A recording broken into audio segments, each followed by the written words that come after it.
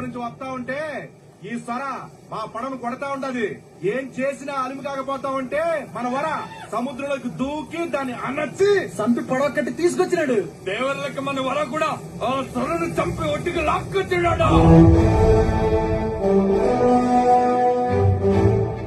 ఏందంతా అట్టా సొత్తా ఉన్నారు?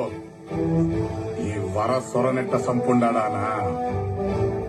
సముద్రంలోకి దూకినాక ఎదురుగా మదవెక్కి